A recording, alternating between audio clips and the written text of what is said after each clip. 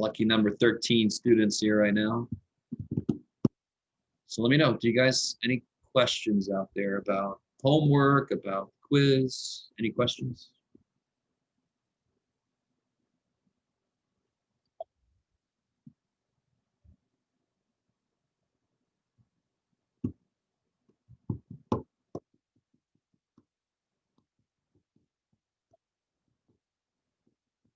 Here comes some more people. We'll give them a minute or so to shuffle in.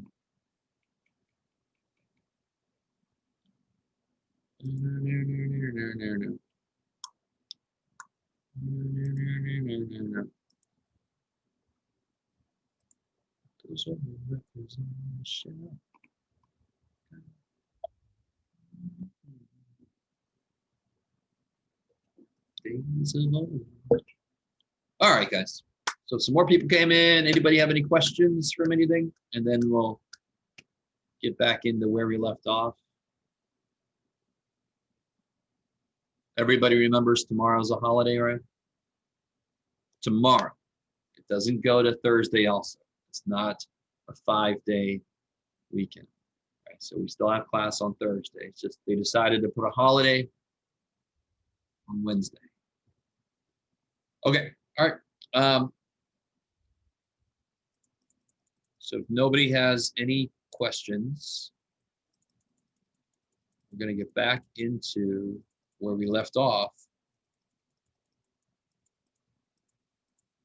So here, let me make sure you guys are looking at things correctly. If I were you, I would try and look at some of the homework. Maybe do it on a scratch piece of paper, do a couple problems from the homework.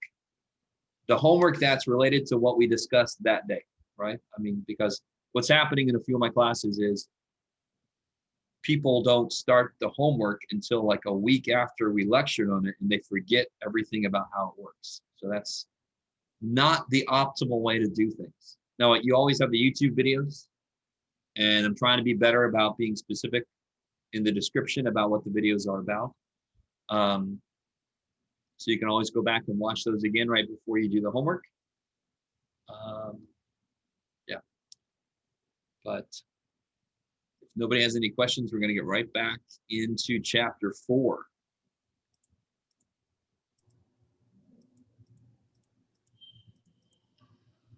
Not a question, but just a comment that those YouTube videos are really helpful. Oh, good. They're helpful for me too. I will go to them. Like I'll say, did I say there was a quiz? So I go to the video and like, oh yeah, I did. Or what was that quiz about? Let me go back to the video. Oh yeah. Or I go back like 5 years ago. I'm like, it's been 5 years since I taught this class. How did I do this? Oh yeah, I got that handout. I got to find that handout. So they help me too. So it's almost like if nobody watched them ever, I would still get use out of them myself. So hey, every now and again, I'll get somebody watch them and they'll say, I can't tell what you're talking about. Can you put something? I'm like, you're not one of my students. I don't give a shit about you. I'm sorry. I'm not Khan Academy, right? You can see my face, not just my hands. If you've never seen Khan Academy, all you see are hands and a calm voice, which is nice actually. So thank you for that. I appreciate hearing that. Okay, so what we did last time is we talked about inductive reasoning. We talked about deductive reasoning. I showed you a way to create your own situation where you say somebody, pick a number, now add 7, now divide by 3, now do this and do that. And your answer is always 2 or something. Oh my God. It's just algebraic manipulation. That's all it is. Right? So now you kind of know how to parse out when somebody does that, or you can make your own and be a big hit at the parties, kids. Oh yeah. Or no, it's probably, don't take party advice from a math teacher. So let me see. I want to look real quick, make sure I didn't miss anything.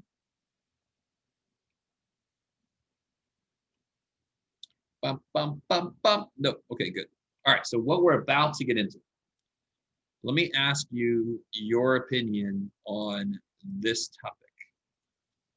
Let me turn off my background If you don't know what the background's about, like I said earlier, I'm almost jealous. Let me see if I can get rid of this thing. There we go. Bam! There I am. So, let me also do a couple more things.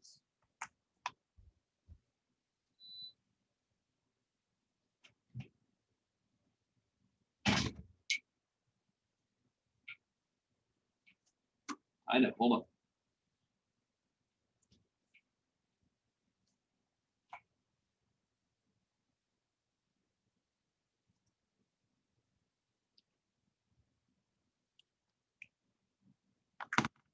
What happened to you? Let me ask you this. What is this? Square root of 16. Good, square root of 16. And of course, what's the answer? 4. 4. And why is 4 the answer?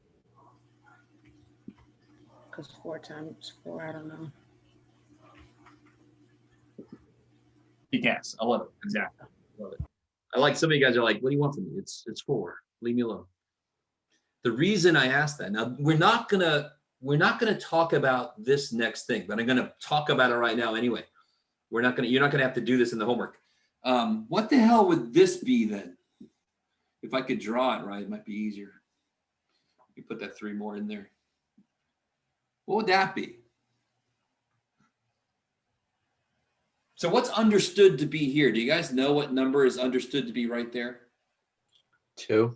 There's a 2 understood to be there. Why don't we write the 2? Because we want to save time writing shit. So we said the one that has no number is the 2. It's the second root. It's the square root.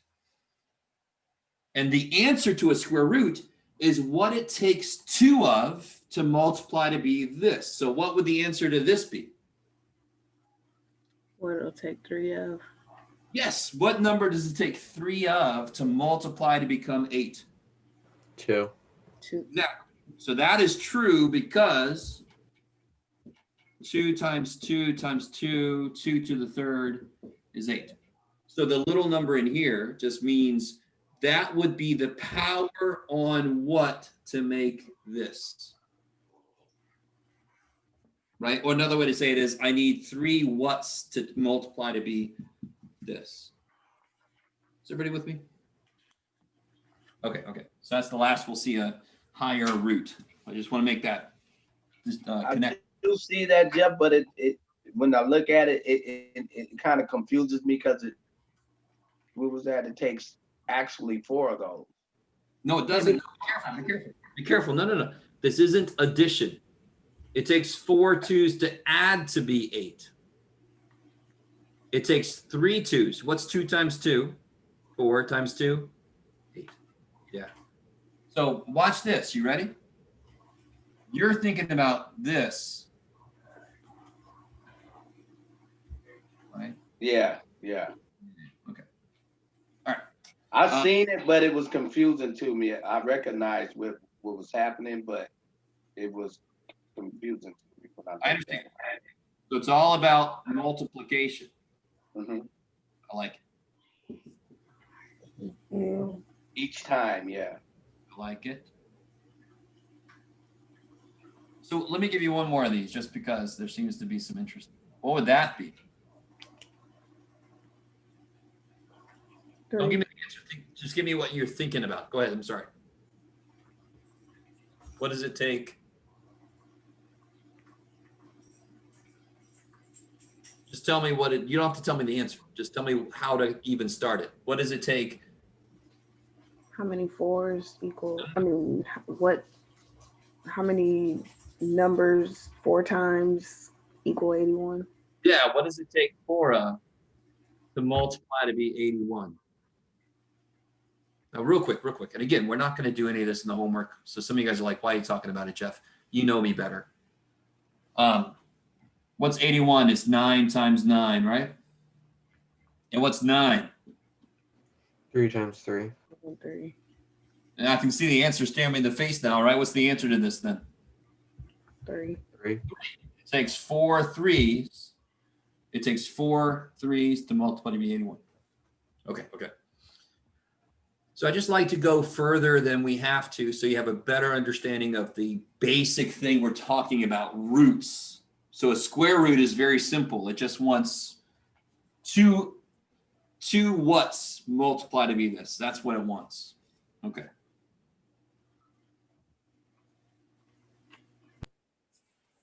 So let me ask you this then.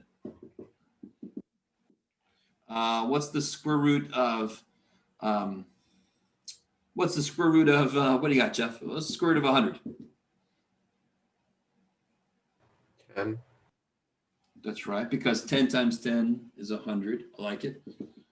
What do you think is the square root of negative 25?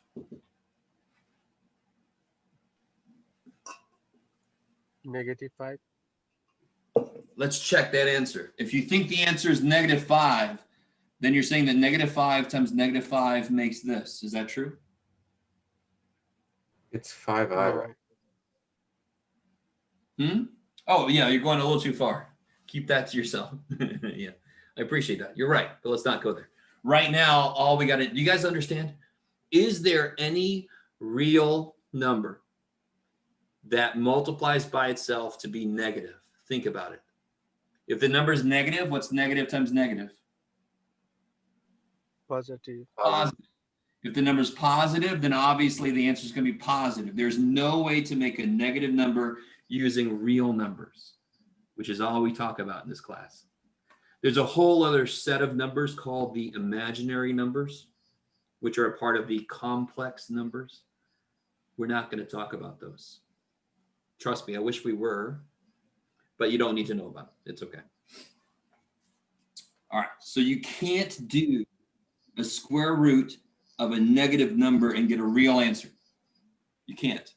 Do you guys see that? Is everybody cool with that? Yes, Professor. Okay. Now, here's something interesting. So one of the first applications of square roots is something, so let me just plot this down here, see what you guys think.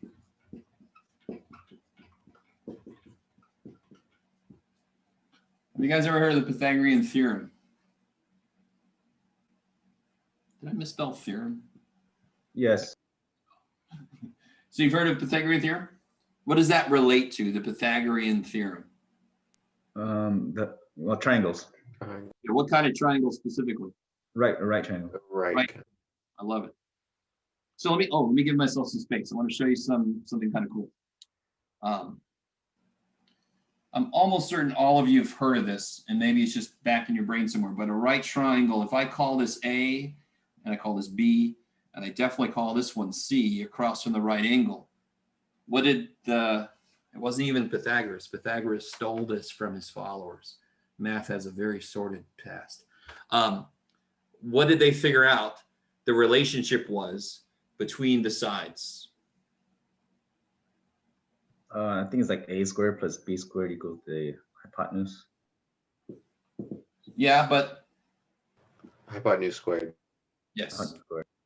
I like it. So now real quick, we're not going to prove this. There's actually, I am aware of 50 some odd proofs of this, but I want to show you one. It's not really a proof, but it's kind of a neat visual. Stay with me now. Stay with me. This is kind of cool. If I draw a square off of this side, what's the area of that square?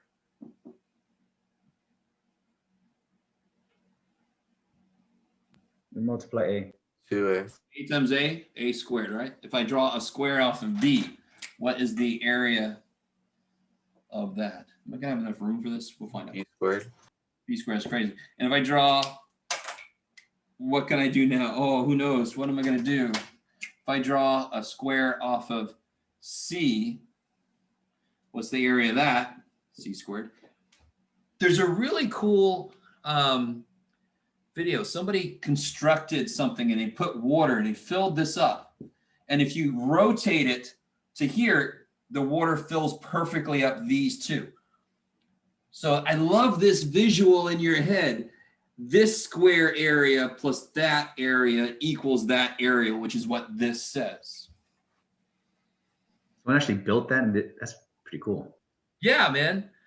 It's been a while back that I found that video on YouTube. I'm sure I could find it again, but you watch him, he gets this, he's got a way to open it up, put water in, then he closes it, and then he just turns it, and the water goes bloop, and it perfectly fills these two up. It's kind of beautiful. A little tear comes. Okay. So let's use this theorem. All right, somebody got that? Whatever they want from there. All right. Wait, I'm still drawing that. I'm sorry. I'm sorry. It's gone. So let's see. What about, let's do a specific example. I'll give you a couple nice ones. All right. Go ahead and now be careful. Which is the most important side for the equation?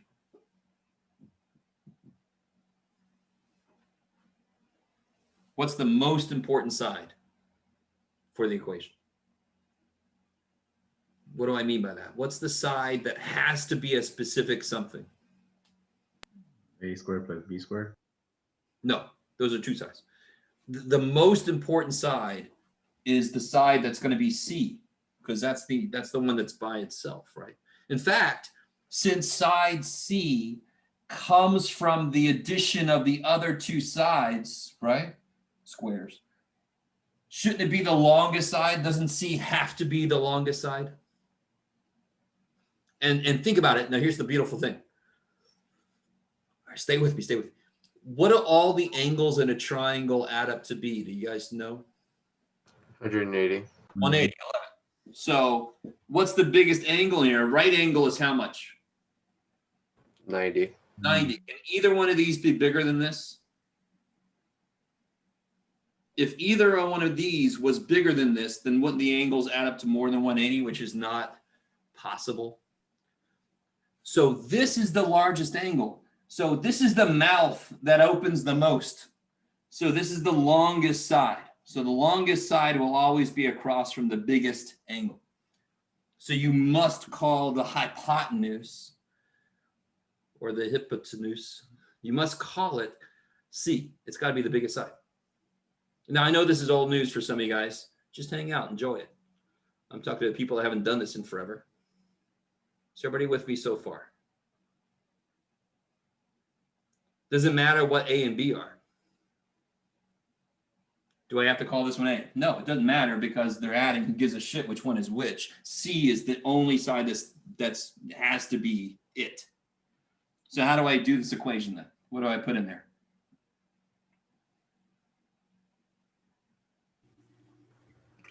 Put 5 as A and then 12 as B. 5 squared plus 12 squared equals I don't know squared. All right, what's 5 squared? 25. 25. 12 squared. 144. Now this gets interesting. I get 169. Does anyone know what I squared to get 169? 13. Yes. You can always use your calculator too if you don't know. So this would have to be 13. Oh. Ooh. Now, I specifically made a triangle that I knew would come out with a nice number. Do you understand if I just made these numbers up without putting any thought at all, the number that ends up here is going to be gross? Let's get an example. Let's do a gross example. Here we go. Here, let me out. You guys help me. Somebody give me a number. 26.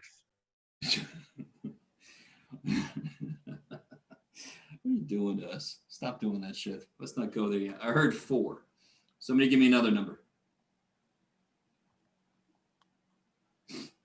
Not, 37. say again? 37. I love you. All right. Yeah, sure. We'll do it. 37. Let's make this make more sense. 4 and 37. Why not? Let's do it. right? So then what would the equation look like now? What's this side? What do we call this side? C. C. I love it because it's across from the right angle.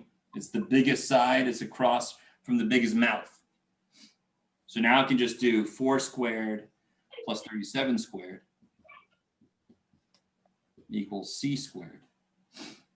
Let's see, what is that? 1600 minus 240 is 1360 plus 9, 1369, is that right? Plus 16, I think that's 1369. Plus 16 would be 1385. 1385? Is that what that is? Yes. Okay. Now, if you have a calculator, you need a calculator with a square root button. If you take the square root of both sides, what's the square root of 1385? You're going to get something not pretty. Let me do it with you guys. 37.215, so 37.22, or would you just leave it that way? Let's see, 37.216, we'll say. I would tell you what's around this to. So I would say round it to the hundredth, or the, let's say the thousandth place.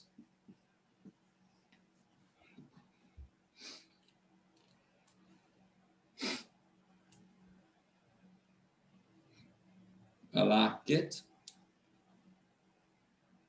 Okay. You guys doing all right out there? There are, how many triangles are there that have nice whole number sides? There's actually kind of an infinite number of them, but there are some basic ones.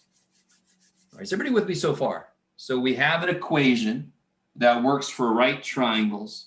The most important thing to identify is the C, and then you plug stuff in that you know, and you solve it, right? Like we've been doing. The one kind of new step is, if I have a number equals something squared, I of course square root it to figure out what the actual variable is. I got to kill that square. How's everybody doing? You guys all right? Let's do a different type of triangle. Triangle. I'm going to erase all this. Here we go. Is this section 4.2? I think so. I can't remember. I think it's 4.2. Yes, it's 4.2. How about this guy?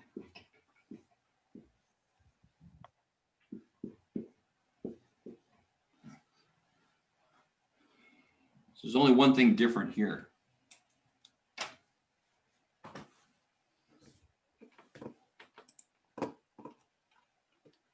So what's different here than the ones we were just doing? We already have the C. Yeah, we know what C is. You just have to be careful where you put the values into the equation. You just got to be careful about that. That's all you got to be careful about. Go ahead and try to set up the equation.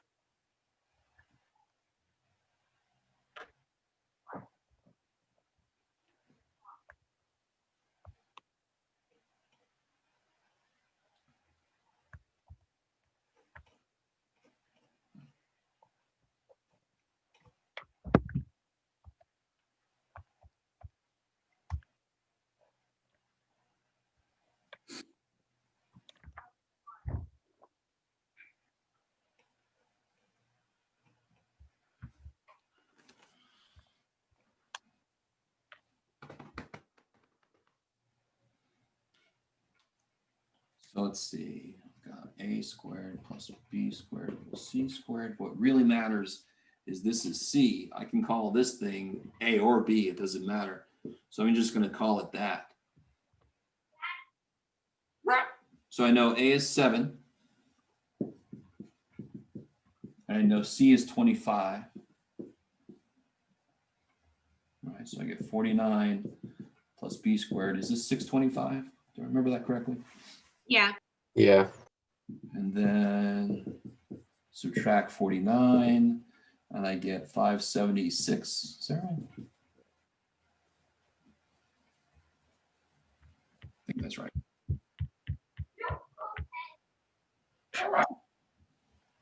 Is everybody with me so far? You guys good? So the one thing that I always get is people start just throwing any numbers I give them, they start throwing them into A and B, and that's not going to work. That's got to be C because it's the longest side. So when I take a square root, I should get a nice answer here. 24. 24, I like it. So I know a few of these that work, like 3, 4, 5, 7, 24, 25, 5, 12, 13. Those are the three basic ones I know. And then this list keeps going for a long time. There are certain whole numbers that make the Pythagorean theorem work. And they're called either Pythagorean triples or Euler triples, named after some old math dude. Okay. Does all that matter? No. All that really matters is you know the equation and you know the most important thing and where it goes. Right? Now,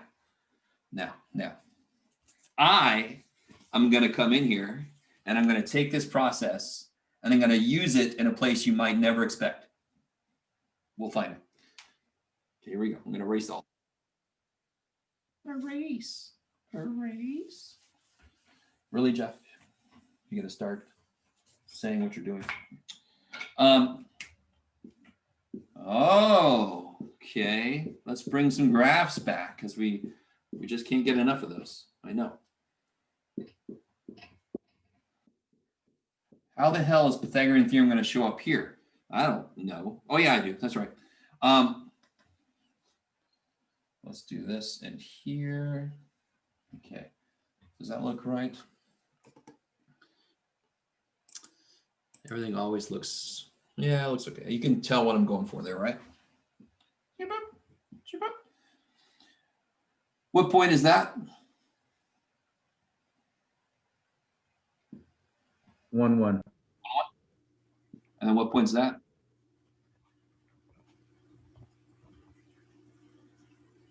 5, 3. 5, 3. So what I want to do, I want to know how far apart those points are.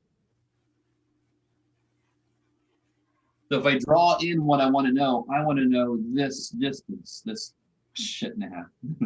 I want to know, Jeff, it's all right, dude. You don't have to get it perfect. I want to know that distance. I call it D because I'm crazy. I want to know that distance. That is a distance I can't get easily. Do you guys understand?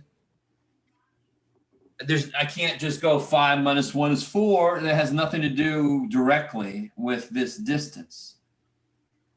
But I can make a right triangle. And then I got some help, right? So let's see. What's this right triangle I can make? Well, I can make this right triangle.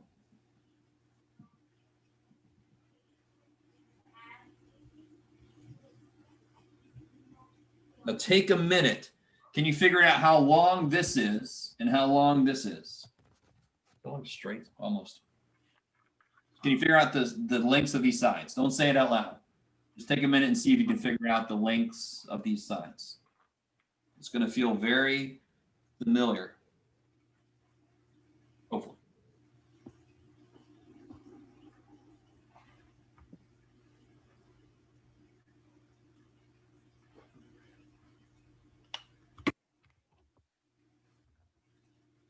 So who's got this length? This length is pretty simple. 4. 4, I love it. So this length is 5 minus 1, right? 5 minus 1, 5 minus 1. X2 minus X1, holy shit. And of course, what's this length here? 3 minus 1. Yeah, 3 minus 1, that'll be Y2 minus Y1. That's this distance here. So this is y2 minus y1, and this is x2 minus x1. That feels like we're about to discover the what? What are those used for? Slope. Slope. So I would get the slope if I did y2 minus y1 over x2 minus x1. I don't want that. I want to know the distance. I don't want to know the slope. I want to know the distance. And of course, I can do that now. Now I've got this triangle where this is 4 and this is 2. Can you guys go ahead and figure out what that is? Don't say anything. Just take a minute. Figure out what that distance is. I'll be right back. I need to get some more liquid.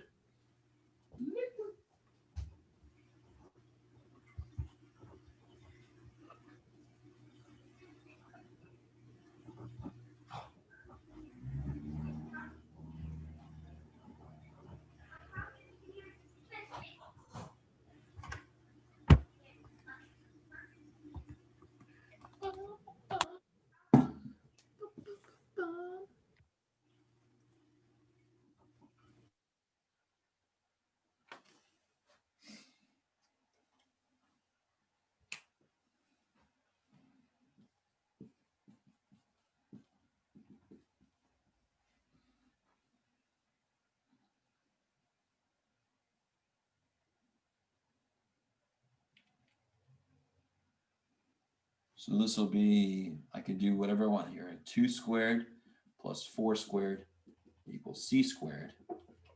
I get 4 plus 16, I get 20. So then what's c? Or d in this case, my bad. Let's call it d. Let's call it what I called it. D for distance, right? So what's d going to be? If d squared is 20, what do you do to get d? 4.472. All right, so the square root, right? Square root of 20, which you can then put in the calculator. You get what now? 4.472? Yeah. So this would be called the exact answer, and this would be called the approximate answer. Students always get those mixed up. They think that's the exact answer because it's got decimal places. No, that's not exact. Doesn't it keep going? That's the exact answer. And that's the approximate answer. Are you guys cool with that? Okay. Now, let's create an equation that allows me to find the distance between 2 points without graphing shit. Right? I want to know the equation behind what we just did. Where was A? A was 2. How did we get A from the picture? I need more room. Dadgummit. Let me see. I'm going to steal a little room here. 3 minus 1. Yeah, so we did y2 minus y1, right? So I'm trying to get really general here. So A was y2 minus y1. And B then would have been x2 minus x1. Are you guys with me?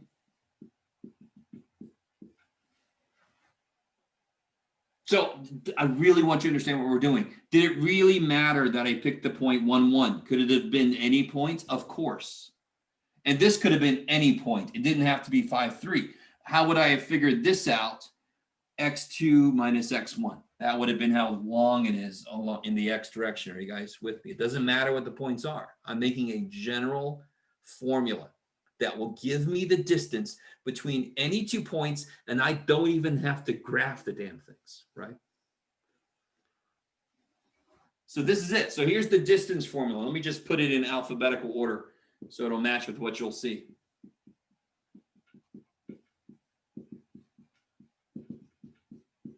That is the distance between 2 points formula. Isn't it yummy? It's so yummy. I like it. I can eat it. All right. So let's try an example where I don't have a graph. I just have points. And then we'll figure out the distance between the 2 points. I'm going to erase this specific work. All right, here we go.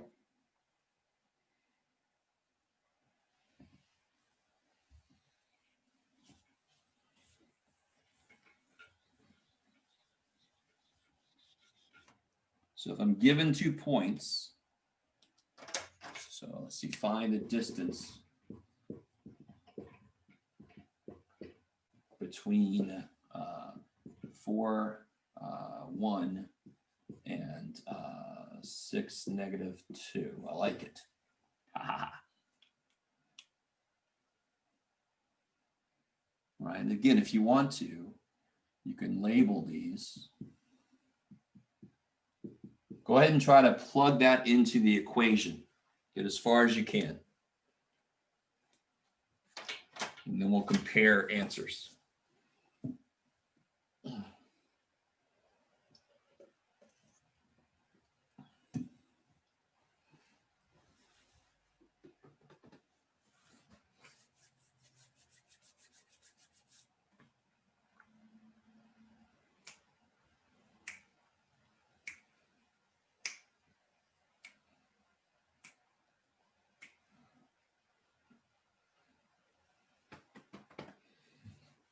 By the way, I saw somebody had trouble with Zoom. Did anybody have Zoom ask you to update stuff this morning? Yes, okay, okay.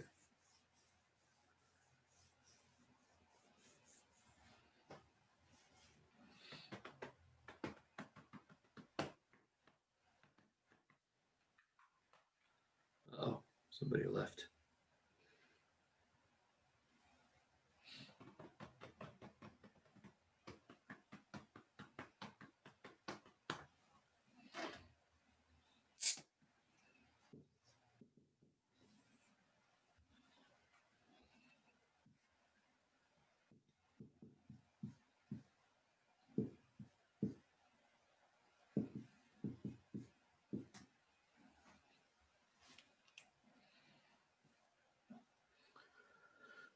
Is that cool so far? So 6 minus 4 squared plus -2 minus 1 squared.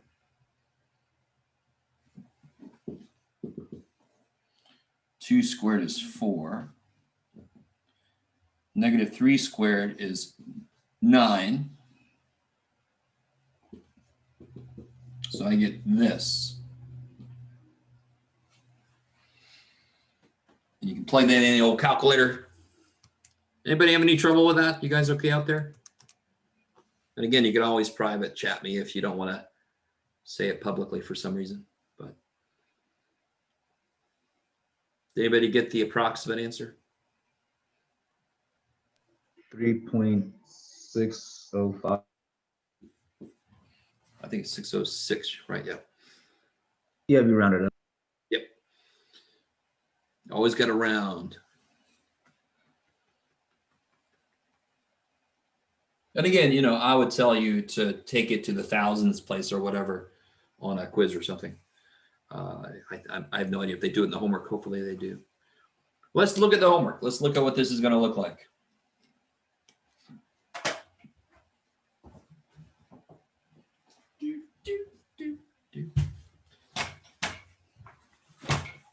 By the way, I know probably you guys don't want me to say this, but have I mentioned? All right, so here we go. This is gonna be exciting. So we know our XY plane, right? I'm almost certain I did this. I mentioned this briefly. I can take my marker and have that be the Z-axis coming out. Woohoo! Coming out of the board to make a 3-dimensional coordinate system, right? And the distance formula between 2 points in space, it would just add, it was a plus Z2 minus Z1 squared. It's just too good to believe. However many dimensions you're in, you just keep adding more of these little chunks, right? And yes, I took a math course where we talked about 80th dimension stuff. Yeah. We talked about freaking nth dimensionals. Anyway, you're like, well, good for you, Jeff, whatever. But it's some freaky shit. It's some freaky shit. But it's like easier than you would think to do 3-dimensional math, or at least some of it. All right. All right. Enough. Get away. So let's take a look here at what they're going to be asking you, just so we know ahead of time. Let me move this over here. You guys are gone now. Where'd you guys go? There you are. Let me share this. Bam. So here's basically what we just did, right? This idea here. And they developed the distance formula. Let's see if they plop it. There it is. There's the good old distance formula. Yeehaw. All right, so let's take a look at what this is going to look like. All right, so here's something neat. They did an example of a contour map here. And this is not the most exciting problem for me, but you guys have seen this kind of thing before? We live in a semi up and down area. It's definitely more up and down than Florida, for example, but can you see if they want to go between P and Q? You can actually see, let me write on this. This does get a little bit freaky. Oh, let's see. Do I have this set up? No. Oh, hold on. Bluetooth mode. Is it connected? Bluetooth connected. Oh, thank you. Let me see that. I'm sitting here very strangely. Let me get, there we go. So I can imagine a right triangle. Just pretend like that's a straight line. Dadgummit. I have straight line capability. It's all right, Jeff. You're fine. You're fine, dude. Just get over it. So I got a little right triangle. And do you see this? That looks roughly to be 200 feet there. I'm just going to, right? Just going to eyeball it. Doesn't that look like about 200 feet there? Not. You guys with me at all? Not. Huh? 200 feet on Not the quite? dot. Oh, okay, good. Thank you. And they almost have to do that for us because there's no scale down. There's no, see how there's no scale down here? Jackasses. So they gave us this thing that we have to eyeball. So this picture, if you've never seen this before, the lines are everywhere that's 30 feet above sea level. So everywhere on this line is 30 feet above sea level. And then it goes up to 40 feet. And then it goes up to 50 feet. So this is basically a little hill. This whole thing here is this hill, right? And these contour lines, like there's a contour line here for 40, right? So that relates to this circle here, this 40 circle. All right, are you guys semi with me? I'm almost certain most of you guys have seen this. They call it a terrain map. If you look at Google Maps, you can select terrain. So before you go hiking, you can see how much it's going to hurt later. So if I wanted to figure this out, well, how much, so I know how much it went over 200 and how much did it go up? It went up 20. You guys see that? From 20 to 40. Are you guys cool with me? That was a strange way to say that. Are you understanding that? Are you guys cool with me? And then I could figure out the distance, the rough distance. This is an approximation because from P to Q, it gets all slopey, but I can just approximate it with a straight line. All right, are you guys semi understanding me? It is a little bit of work, but if you draw the triangle in, then you can just focus on Pythagorean theorem on the triangle. You can forget about all this shit. You can forget about everything else. Right, there's your A, there's your B, and you can solve for C. All right, I like it. Okay, so it looks to be what the first problem looks like in the homework is related to this topographical map. Okay, I'm okay with that. It's not the best application of this, but you know, it's something. Blah, blah, blah, blah, blah. Then they set up a grid. So, all right, I'm not going to say much, but obviously, this is really only useful in situations where I can set up like an XY plane, right? But I can set up an XY plane in almost any physical problem. Let me see if there's anything really freaky. There's a little bit. Here's something interesting. Let's talk about grade. Not grade in a class, but grade on a road. Does anyone understand what, like if there's an 8% grade on a road, what does that mean? That's a slope, right? Slope, right? Yes, yeah, it's related to the slope. In fact, what is 8% as a fraction?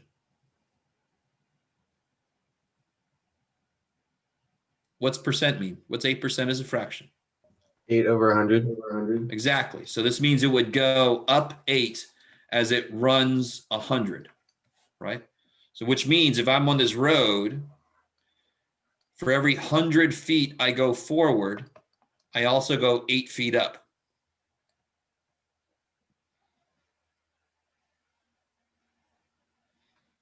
That's steep. Yeah, that's pretty steep. I think the steepest I've ever seen personally was 12% grade. And that was exciting. I mean, to be honest, some of you guys might think that doesn't seem like much, but how long does it take to go 100 feet in your car? Not long. So you're shooting up pretty good. Or if you're coming back down, that's where you see the runaway truck signs. Has anybody ever seen a runaway truck sign? First time I saw one of those, I'm like, what the shit? I was looking in my rearview mirror like, okay. What about the truck break, where the emergency truck stops? Yes, talking the about? little ramp off the side of the road that Yeah. kind of The has grapevine. so if truck Yeah. is out of control. Yeah. Going up the grapevine is where they have it, where they have like the trucks where it can Oh, stop. Grapevine. Yes. And I drove through Colorado and I drove across all these mountains and that was the first time. I grew up in Georgia and Florida, so I'm not used to the ground going up. I'm from Florida. I'm used to the ground caving in, sinkholes, right? Then we moved to Virginia, and then I drove from Virginia to here when I moved, and that was my first. Well, no. In 1997, before some of you guys were born, I took a big trip across country, and that was the first time I actually went into mountains, right? And that was exciting, a little too exciting. Anyway, sorry, too much about me. So what if I'm on this road and I go 400 feet? How far up do I go? 32. Say again, sorry. I'm pretty sure you said the right word, the right thing. 32. 30. Yeah. And the way she got that, of course, is if the 100 is 8, then 400 would be 4 times 8, 32. So that's the kind of math we've been doing off and on this whole class, right? And then if I wanted to know how far I actually travel, because this is where my car actually is. This is exactly what my car looks like. It's got a big dome on the top, right? And it's got a scooper in front for when the zombie apocalypse comes. I can just scoop them all out the way. How far did I actually travel from here to here? How would I figure that out?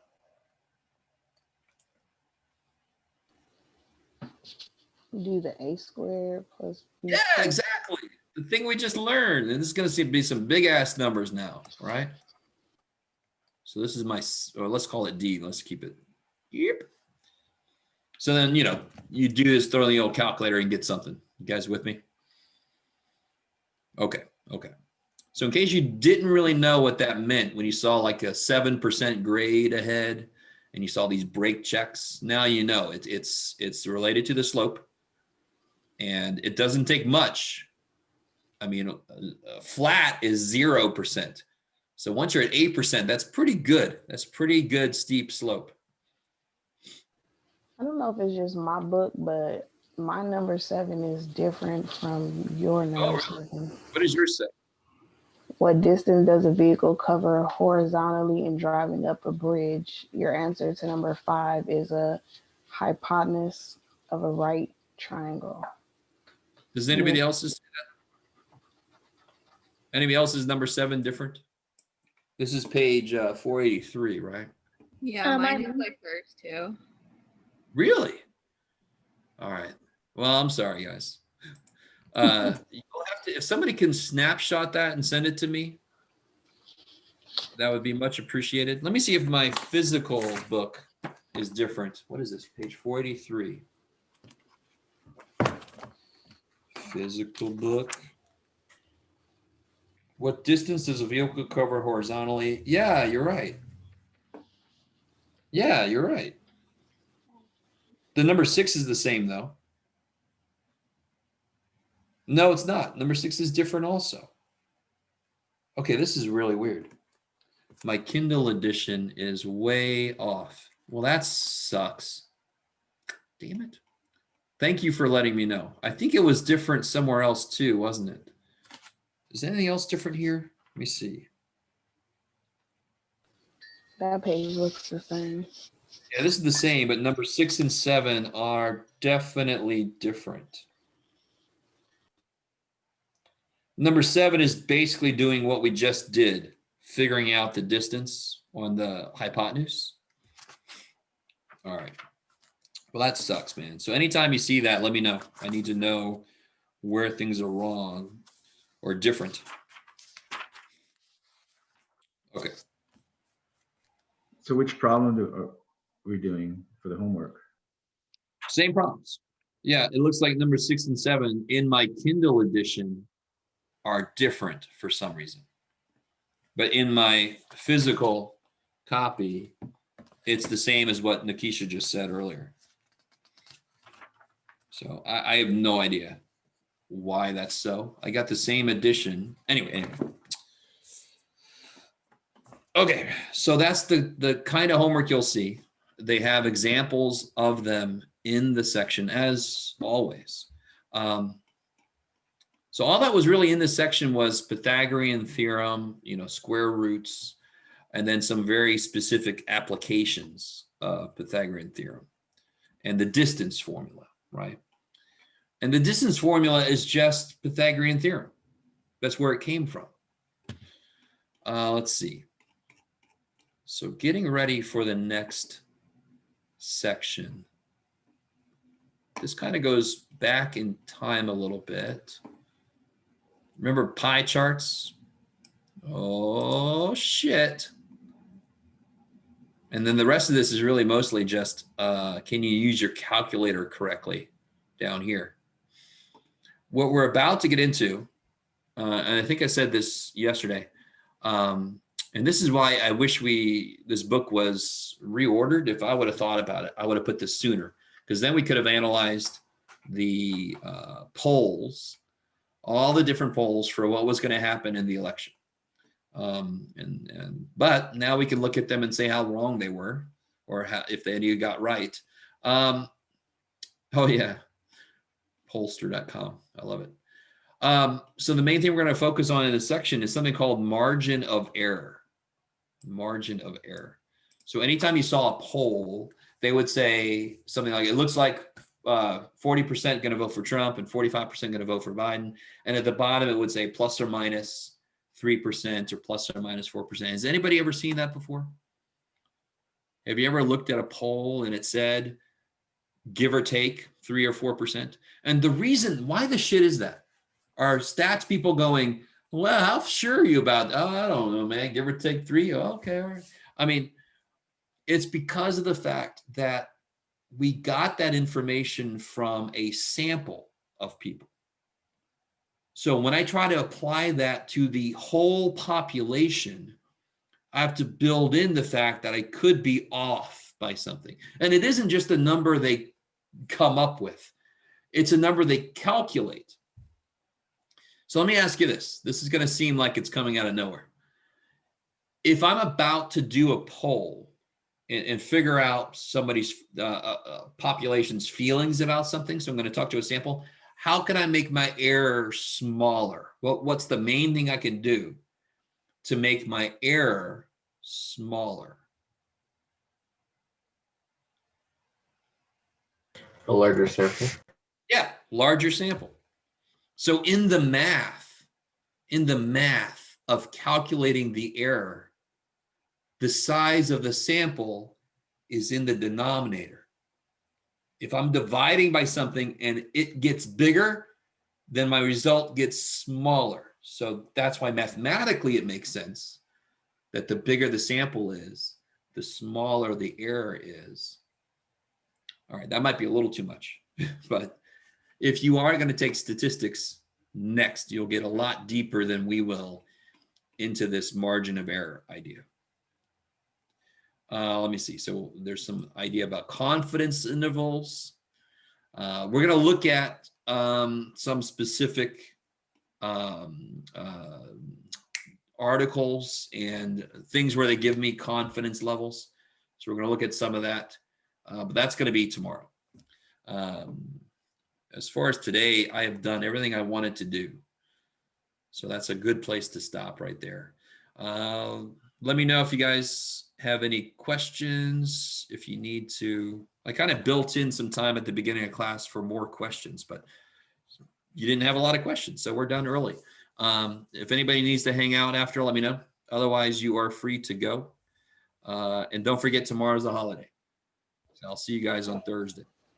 Are you having Don't you tutoring today? got a meeting Thursday? This Thursday, no. Thank God. Oh. No meeting Thursday. So I'm Thursday's all normal. Yeah, I'm all meetinged out, man. That's enough. Oh, cool. Did you Yes. ever make 310, I think, available? Oh, wait a minute. Like a place to turn in the homework? Yes. Let me see. I might not have.